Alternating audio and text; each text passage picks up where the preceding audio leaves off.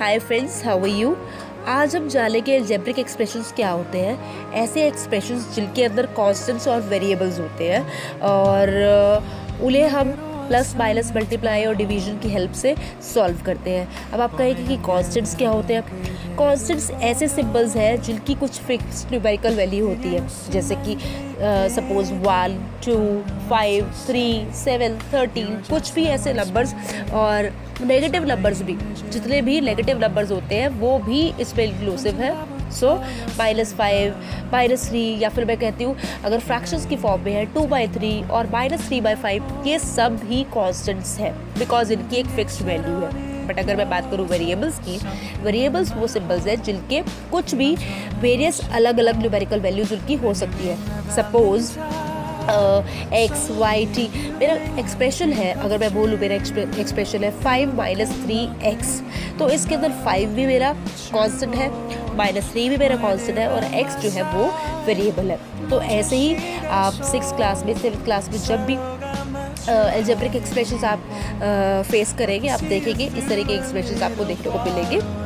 इसके बाद में मैं आपको एक एग्जांपल देना चाहूँगी, जैसे कि सपोज हमें दिया हुआ है पेरीमीटर ऑफ अ स्क्वायर। अब पेरीमीटर को हम कैपिटल P लिखते हैं, तो वो होता है सारी साइड्स को ऐड कर दीजिए, बिकॉज बाउंड्री, पेरीमीटर क्या है, वो बाउंड्री होती है और 4 साइड्स है स्क्वायर की, तो सब इक्वल है। तो L + L + L + L यानी कि 4L मेरा पेरीमीटर हो गया। तो यहाँ पर P और L ये दोनों जो है ये वेरिएबल्स हो गए और 4 जो है वो मेरा कांस्टेंट हो गया। समझ में आया आपको? तो आई होप अब आपको ये पता लग चुका होगा कि एक अलजेब्रिक एक्सप्रेशन क्या है। वो एक कॉम्बिनेशन है कांस्टेंट्स और वेरिएबल्स का, जिन्हें हमने कलेक्ट किया हुआ है हमारे 4 फंडामेंटल ऑपरेशंस के साथ, प्लस माइनस मल्टीप्लाई और डिवाइड के साथ। इसे ही हम अलजेब्रिक एक्सप्रेशन बोलते हैं। अब मैं आपको बताऊंगी कि ये जो अलजेब्रिक एक्सप्रेशन है उसमें टर्म्स कितनी होती है, कैसे हम डिसाइड करें कि एक अलजेब्रिक एक्सप्रेशन के अंदर कितनी टर्म्स हैं। उसके लिए उसके अलग अलग पार्ट्स को समझने के लिए हमें प्लस और माइनस साइन काउंट करने पड़ेंगे, बिकॉज हमारी जो एक्सप्रेशन है उसके अंदर प्लस और माइनस से ही हमारे अलग अलग टर्म्स जो है वो सेपरेट होते हैं। ओके, जैसे कि मेरा एग्जांपल है 5 - 3x + 4x² y। तो इसके अंदर 3 टर्म्स है, बिकॉज 2 साइन हमारे यहाँ दिए हुए हैं माइनस और प्लस, ये दोनों सेपरेट कर रहे हैं हमारी तीनों टर्म्स को। इसमें हमारी टर्म्स हो गई 5, फिर -3x और +4x² y। मैं एक और एग्जाम्पल लेती हूँ, जैसे कि 7x² - 5xy + y² z -8। इसके अंदर 4 टर्म्स है, बिकॉज मेरे पहले माइनस साइन से सेपरेट हुई 2 टर्म्स, फिर उसके बाद प्लस साइन और फिर minus sign. So in total 4 terms, और ये 4 टर्म्स क्या हो जाएगी, 7x² - 5xy y² z और -8। ओके, सो आपको आई होप समझ में आ गया होगा टर्म्स कैसे हम कैलकुलेट करते हैं।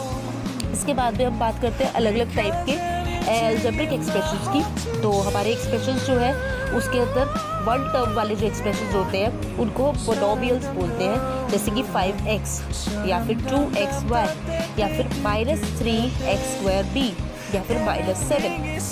इसके बाद ऐसे अलजेब्रिक एक्सप्रेशंस जिनमें 2 टर्म्स होती है उन्हें हम बाइनोमियल बोलते हैं, जैसे कि 2a + 3b। यहाँ पर 2a और 3b 2 टर्म्स है जो कि प्लस साइन से सेपरेट हो रही है। सिमिलरली 8 - 3x, इसके अंदर 8 और 3x जो है वो माइनस साइन से सेपरेट हो रहे हैं, तो 2 टर्म्स है ये, इसलिए ऐसे अलजेब्रिक एक्सप्रेशन को हम बाइनोमियल बोलेंगे। फिर इसके बाद है 3 टर्म्स वाले अलजेब्रिक एक्सप्रेशंस जिसे हम ट्राइनोमियल बोलते हैं। आई गिव यू एग्जांपल, जैसे कि a + 2b + 5c। यहाँ पर हमारी 3 टर्म्स है, a, 2b एंड 5c, और दोनों प्लस साइन से 3 टर्म्स जो है ये प्लस साइन से सेपरेट हो रही है। सिमिलरली x + 2y - 3z, यहाँ पर हमारी 3 टर्म्स है x, फिर 2y और -3z। आई होप आपको समझ में आ रहा होगा। इसके बाद में 4 टर्म्स वाले अलजेब्रिक एक्सप्रेशन को क्वाड्रिनोमियल बोलते हैं, जैसे कि x + y + z -5, या फिर x³ + y³ + z³ + 3xyz। तो ये दोनों एग्जाम्पल्स जो है 4 टर्म्स वाले हैं, इसलिए इन्हें क्वाड्रिनोमियल कहलाया जाएगा। और कोई भी एक्सप्रेशन जिसमें 2 या 2 से ज़्यादा टर्म्स होती है उसे हम नॉर्मली पॉलिनोमियल भी बोलते हैं। पॉलिनोमियल जिसमें 2 या 2 से ज़्यादा टर्म्स होती है, ऐसे अलजेब्रिक एक्सप्रेशन को पॉलिनोमियल कहा जाता है। ओके, हमें कोफिशिएंट्स के बारे में भी पता होना चाहिए। जैसे कि 5xy मैं ले रही हूँ, इसके अंदर अगर मुझे x का कोफिशिएंट निकालना है तो जो बच जाएगा x के अलावा 5y वो उसका कोफिशिएंट होगा। I take one more example, 5xy के अंदर अगर मुझे y का कोफिशिएंट निकालना है तो y को छोड़ के जो बाकी फैक्टर्स बच जाएंगे 5x वो 5x जो है वो उसका कोफिशिएंट हो जाएगा। सिमिलरली एक और एग्जांपल लेते हैं, -6ab। तो अगर मुझे a का कोफिशिएंट निकालना है तो -6ab में से a हटाकर बाकी बच जाता है -6b। तो -6b जो है वो कोफिशिएंट हो गया a का। इसके अलावा अगर मुझे इसी टर्म में b का अगर कोफिशिएंट निकालना है तो वो हो जाएगा -6a। ओके, आई होप आपको समझ में आ रहा होगा। अब हम जानेंगे कि लाइक टर्म्स या फिर अनलाइक टर्म्स क्या होती है। अगर मैं बात करूं 5x² -7x², तो क्योंकि दोनों टर्म्स के अंदर x² है इसलिए दोनों टर्म्स लाइक टर्म्स हैं। तो हमें बड़ी आसानी से ही हम डिसाइड कर सकते हैं कि टर्म्स लाइक है या अनलाइक है। मैं एक और एग्जांपल देती हूँ, जैसे कि -9x और +4y। अब इनके अंदर देखिए एक टर्म में x है और दूसरी टर्म में y, तो दोनों ही अलग अलग टर्म्स है, इसलिए हम इनको अनलाइक टर्म्स बोलेंगे। और हम कभी भी एडिशन या सब्ट्रैक्शन तभी कर सकते हैं जब हमारी टर्म्स लाइक है। अगर वो अनलाइक है तो कभी भी हम उन पे एडिशन या सब्ट्रैक्शन नहीं कर सकते। ठीक है, तो चलिए हम एक एग्जाम्पल लेते हैं, जैसे कि 5x² -7x +3, और दूसरा एक्सप्रेशन है -8x² +2x +5, और तीसरा एक्सप्रेशन है 7x² -x -2। अब इस केस के अंदर मुझे लाइक टर्म्स को, जैसे हम नॉर्मली एडिशन करते हैं तो सब टर्म्स को एक के नीचे एक वर्टिकल कॉलम्स के अंदर हमें लिख देना है। और क्योंकि यहाँ पे 3 अलग अलग तरह की टर्म्स है, एक x² वाली, एक x वाली और एक जहाँ पर सिर्फ कॉन्स्टेंट टर्म है, कोई x नहीं है, तो इनको हम लिखकर और जैसे हमारे अलजेब्रा के रूल्स होते हैं उसको फॉलो करके हम एडिशन कर सकते हैं। अब आप कहेंगे कि अलजेब्रा में एडिशन कैसे होती है, तो मैं वो भी आपको सिखाना चाहूँगी। आप हमेशा ध्यान रखिए कि कोई भी दो टर्म्स को जब आप ऐड कर रहे हैं तो आप ये देखिए उसके पहले साइन क्या लगा हुआ है। अगर सेम साइन है, चाहे वो प्लस है या माइनस है, सेम साइन वाले जो टर्म्स होती है वो हमेशा ऐड होती है। सेम साइन वाली लाइक टर्म्स जो होती है वो हमेशा ऐड होती है। ओके, और साइन हमारा वही लग जाता है। सपोज हमारे पास है +5 और +3, तो इन दोनों को ऐड करूँगी, दोनों क्योंकि प्लस साइन वाली टर्म्स है तो 8 हो जाएगा मेरा, और साइन भी मेरा पॉजिटिव ही आएगा, प्लस साइन ही आएगा। ऐसे ही मैं एक और एग्जाम्पल लेती हूँ, -5 -4। अब इसके अंदर देखिए दोनों माइनस साइन की टर्म्स हैं तो ऐड होकर 9 आएगा, लेकिन साइन जो है वो माइनस का ही आएगा। तो इस बात का ध्यान रखिए कि ऐड हम कब करेंगे, जब हमारे सेम साइन के दोनों टर्म्स हैं, दोनों सिमिलर टर्म्स हैं, उनको ऐड करते हैं और साइन वही रिजल्ट में आ जाता है। अब अगर हम सब्ट्रैक्शन की बात करें तो हमें ध्यान रखना है कि दोनों लाइक टर्म्स जो है उनके अगर डिफरेंट साइंस हैं तो वो हमेशा सब्ट्रैक्ट होते हैं और साइन जो है वो बड़े वाले नंबर का लग जाता है रिजल्ट के अंदर। जैसे कि +11 -3, अब मेरे पास ये दो टर्म्स है, एक है +11 और दूसरी है -3, तो 11 में से 3 जाएगा, 8 आ जाएगा, बिकॉज दोनों के साइंस डिफरेंट थे। सब्ट्रैक्ट हमने कर दिया, लेकिन क्योंकि बड़े वाला नंबर जो कि +11 है उसका साइन बड़े वाले नंबर वाला ही हम जो है डिफरेंस के अंदर लगा देते हैं, तो +8 is my answer.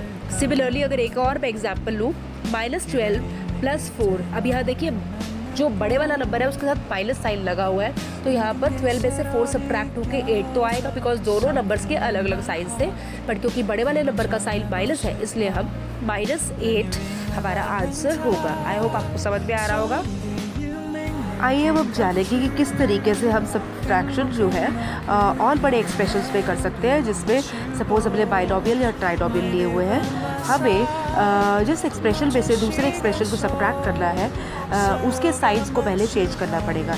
Late me give you one example. Suppose we have to subtract 2x² -5x +7 from 3x² +4x -6। तो सबसे पहले मैं 3x² +4x -6 को ऊपर लिखूंगी। अब इसके नीचे जब मैं 2x² -5x +7 लिखती हूँ तो मैं इन सब टर्म्स के, तीनों टर्म्स के साइड जो है वो चेंज कर दूंगी। So I will write -2x² +5x -7। अब जब मैंने ये लिख लिया तो उसके बाद में मैं आसानी से सॉल्व कर सकती हूँ।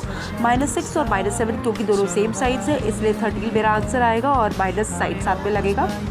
4x और 5x दोनों पॉजिटिव है तो यहाँ पर भी एडिशन हो जाएगी, 9x आ जाएगा प्लस 9x, और +3 और -2 यहाँ डिफरेंट साइड्स है तो यहाँ पर हमारा सब्ट्रैक्शन होगा, 1 आएगा बट साइड बड़े वाले नंबर का यानी कि +1 और x² आ जाएगा। सो इस तरीके से हमारा डिफरेंस जो रिजल्ट है वो आ जाएगा +1x² + 9x -13। आइए एक और एग्जाम्पल हम लेते हैं। We have to take away 8/5x² -2/3x³ plus 3/2x -1 from x³ upon 5 -3/2x² plus 2/3x plus 1/4। तो इसके लिए हमें क्या करना होगा, पहले 1/5x³ -3/2x² plus 2/3x plus 1/4 इसे हम ऊपर लिखेंगे।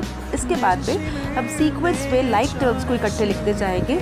जो सेकेंड हमारा एक्सप्रेशन है उसके अंदर x² की टर्म पहले दी हुई है तो 8/5x² को x² वाली टर्म के नीचे -3/2 के नीचे मैं लिख दूँगी। फिर -2/3x³ जो है उसे मैं 1/5x³ के नीचे लिख दूँगी। फिर 3/2x जो है उसे मैं 2/3x के नीचे लिख दूँगी और -1 जो है उसे मैं 1/4 के नीचे लिख दूँगी। But do remember to change the signs of the second expression. ये हमें हमेशा ध्यान रखना है कि साइन हमें हमेशा चेंज कर लें। देखिए मेरे एक्सप्रेशन के अंदर 2/3x³ का माइनस था तो मैंने उसे प्लस कर दिया, 8/5x² का प्लस था तो उसे माइनस कर दिया, 3/2x का प्लस था तो उसे माइनस कर दिया और -1 था उसे मैंने +1 कर दिया। और जब हम इसे सॉल्व करेंगे हम इन फ्रैक्शंस को एलसीएम लेकर सॉल्व करेंगे तो हमारा आंसर 13/15x³ आ जाएगा। बिकॉज दोनों ही पॉजिटिव है इसलिए ऐड हो जाएगा। अब सेकेंड टर्म जब x² वाली दोनों लाइक टर्म्स हैं उनके अंदर दोनों ही फ्रैक्शंस हैं इसलिए वो एडिशन होगी बट साइन माइनस का लगेगा, वो भी एलसीएम लेके ही आप करेंगे। -31/10x² का आंसर आएगा।